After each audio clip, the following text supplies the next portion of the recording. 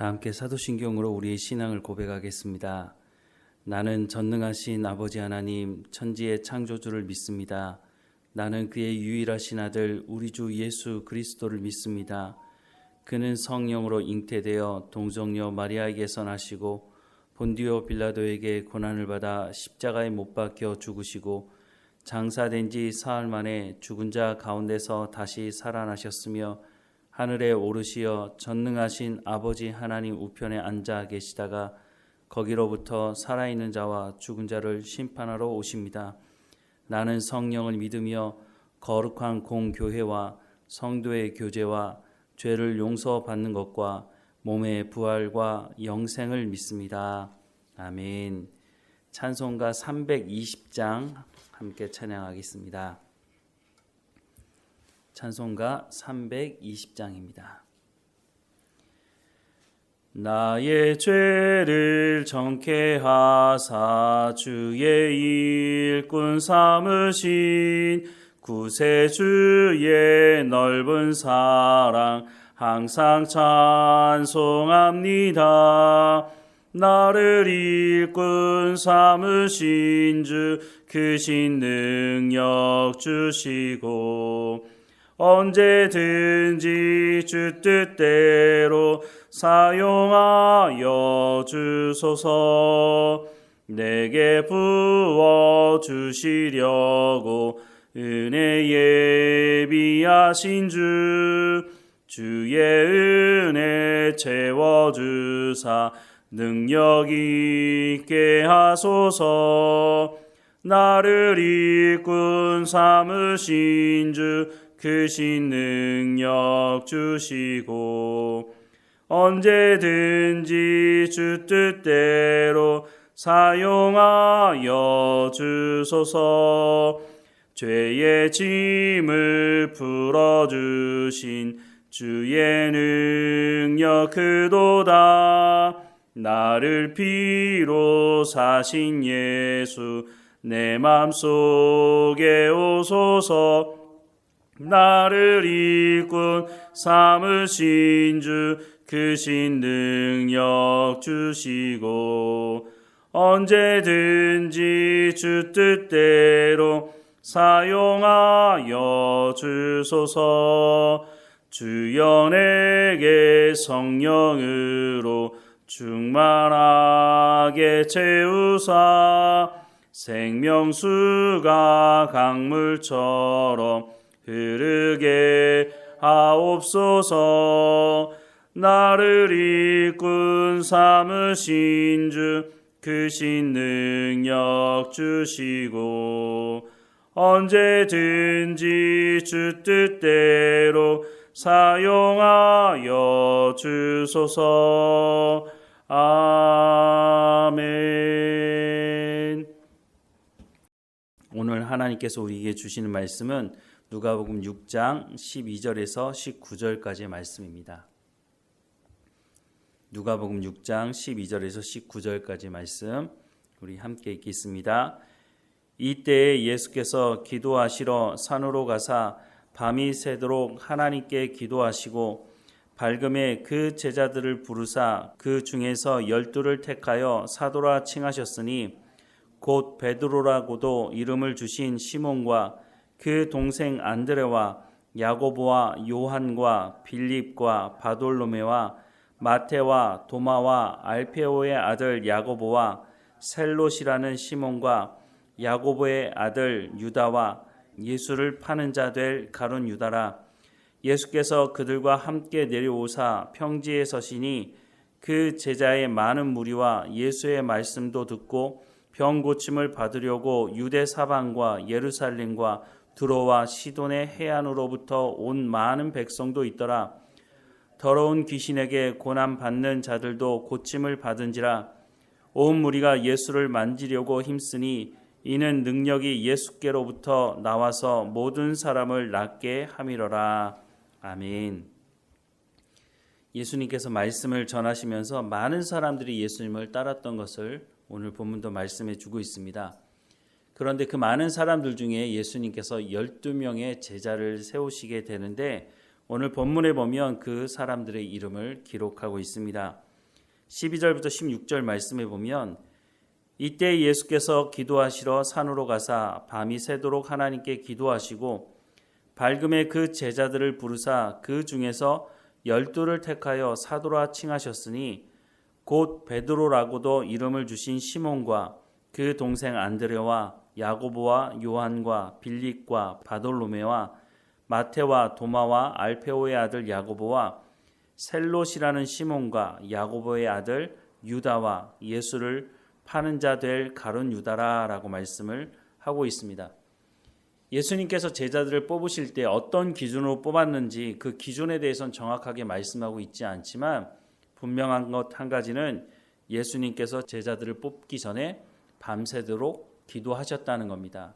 그러니까 독단적으로 예수님께서 자기 마음에 드는 사람들을 뽑은 것이 아니라 하나님과 함께 기도하면서 뽑게 되었다라고 말씀을 합니다. 이 12제자를 소개하는데 첫 번째는 베드로입니다. 베드로가 수제자이기도 해서 가장 먼저 나온 것 같기도 한데요. 베드로의 원래 이름은 베드로가 아니었죠. 베드로는 예수님께서 지어주신 이름이었고 반석이라는 뜻이 있죠. 베드로의 원래 이름은 시몬이었다고 말씀을 하고 있습니다. 그리고 그 베드로와 함께 예수님의 제자가 된 사람이 안드레인데 안드레는 베드로의 친동생이었습니다. 그리고 소개된 사람들이 야고보와 요한입니다. 야고보와 요한은 베드로와 잘 알고 있었던 사람인 것 같습니다. 그리고 이 사람들은 어부였죠.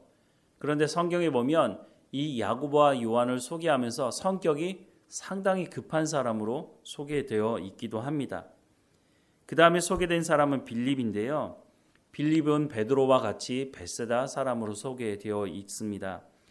요한복음에 보면 빌립이 소개되는데 이 빌립이 구약 성경을 잘 알고 있던 사람으로 보여집니다. 또 이 빌립과 함께 언급되는 소개되는 제자가 바로 나다니엘이라고 소개하고 있는데 요한복음에 보면 이 사람을 바돌로메라고 이름하고 있습니다. 같은 사람으로 성경학자들은 보는데요. 요한복음 1장 44절에서 51절에 보면 빌립은 안드레와 베드로와 한 동네 벳세다 사람이라 빌립이 나다니엘을 찾아 이르되 모세가 율법에 기록하였고 여러 선지자가 기록한 그 일을 우리가 만났으니 요셉의 아들 나사렛 예수니라. 나다니엘이 이르되 나사렛에서 무슨 선한 것이 날 수 있느냐? 빌립이 이르되 와서 보라 하니라.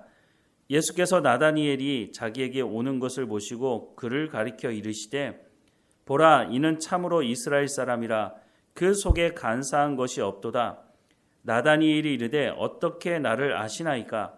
예수께서 대답하여 이르시되 빌립이 너를 부르기 전에 내가 무화과 나무 아래에 있을 때에 보았노라. 나다니엘이 대답하되 랍비여 당신은 하나님의 아들이시요 당신은 이스라엘의 임금이로소이다. 예수께서 대답하여 이르시되 내가 너를 무화과 나무 아래에서 보았다 하므로 믿느냐? 이보다 더 큰 일을 보리라. 또 이르시되 진실로 진실로 너희에게 이르노니 하늘이 열리고 하나님의 사자들이 인자 위에 오르락 내리락 하는 것을 보리라 하시니라 라고 말씀을 하고 있습니다. 베드로가 주는 그리스도시요 살아계신 하나님의 아들이라고 고백하지 않았습니까? 그런데 이 나다니엘은 예수님을 만날 때부터 당신은 하나님의 아들이십니다 라고 이스라엘의 임금입니다 라고 고백을 하고 있는 걸 보면 정말 대단한 사람이라고 생각이 듭니다. 그리고 소개된 사람이 마태인데 마태는 세리였죠. 그리고 성경에 보면 마태가 무슨 말을 했다는 말이 거의 없습니다. 다른 제자들은 그래도 한마디씩 하는데 이 마태가 무슨 말을 했다는 것이 전혀 기록이 없고 그렇다고 해서 마태가 그럼 말 못하는 사람이었느냐? 그러지 않습니다. 당시 세리는 최소한 4개의 언어를 해야 하기 때문에 여러 언어를 구사할 줄 아는 능력 있는 사람이었죠. 이 마태가 마태복음을 기록하게 되죠. 또 소개되는 사람이 도마인데요. 도마의 직업은 예수님과 같은 목수였습니다. 그러니까 예수님과 친분관계가 잘 있었겠죠. 또 소개되는 사람은 알페오의 아들 야고보라고 되어 있는데 첫 번째 순교자였던 야고보는 세베대의 아들 야고보고 여기서 소개되는 야고보는 또 다른 야고보 알페오의 아들 야고보라고 그래서 구분을 하고 있습니다.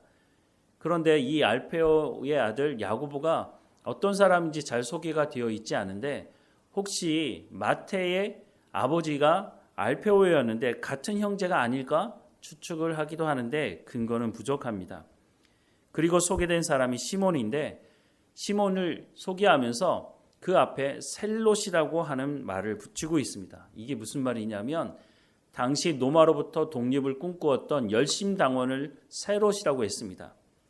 그리고 소개된 사람이 야고보의 아들 유다와 예수를 파는 가룟 유다를 소개하고 있는데 이름이 똑같이 유다 아닙니까? 여기도 보면 야고보의 아들이라고 해서 구분을 하고 있고 가룟 유다도 원래 이름이 가룟 유다가 아니고 유다라는 이름이 참 많았는데 어느 지방 출신이었는지를 가지고 구분을 한 것으로 보입니다. 그래서 가룟이라고 하는 지방의 출신 유다라고 소개하고 있는데 이 가룟 유다를 소개하면서 앞에 한마디를 더 붙이고 있죠.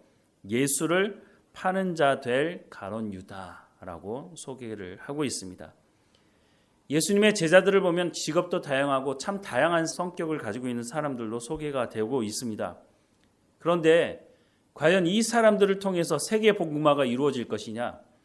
그것에 대해서는 의문을 가질 수밖에 없는 것이 당시 예루살렘 출신도 아니고 갈릴리 시골 지역 출신 이 사람들을 통해서 어떻게 세계의 복음화가 이루어질 것이냐? 사람들이 이해할 수가 없는 상황인 거죠.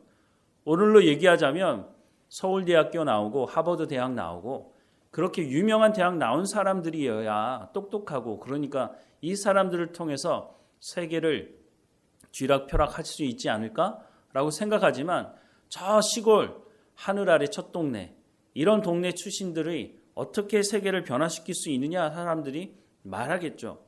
그런데 예수님께서 부르신 제자들은 바로 이 시골 출신들 당시로서는 예루살렘 사람들로부터 무시를 당하고 있던 갈릴리 지역 출신들이었다고 하는 것입니다. 우리가 봐야 될 것은 이 사람들이 어떤 실력과 어디 출신이냐가 중요한 것이 아니라 예수님께서 이들을 부르시고 있다고 하는 것입니다. 이들에게 어떤 능력이 있어서 예수님이 이 사람들을 부르신 것이 아니라 아무리 이 사람들이 능력이 없어도 예수님께서 부르셨고 예수님께서 말씀하신 그 성령의 충만함을 받게 되면 하나님의 역사를 이루는데 이 사람들이 사용되게 된다는 것입니다. 우리가 물론 우리의 스스로의 실력을 갖추는 것도 상당히 중요하다고 생각합니다. 아무것도 준비하지 않고 기름도 준비하지 않았던 5 처녀들과 같이 있다면 아무것도 할 수 없겠죠. 매일 우리 가운데 주어진 삶에 최선을 다하면서 하나님께서 내 가운데 1달란트를 주셨든지 2달란트를 주셨든지 5달란트를 주셨든지 그 양과는 관계없이 최선을 다하며 내게 맡겨진 일에 충성을 다하며 삶을 살아갈 때에 하나님께서 내 가운데 역사하시면 하나님의 놀라운 일들이 나를 통해서 이루어지게 된다는 것입니다. 하나님의 손에 붙들려 있다는 것이 중요한 것입니다. 물고기 2마리, 보리떡 5개, 당시 그냥 점심 도시락이었습니다. 그런데 그것이 예수님의 손에 들리니까 어떻게 됐습니까?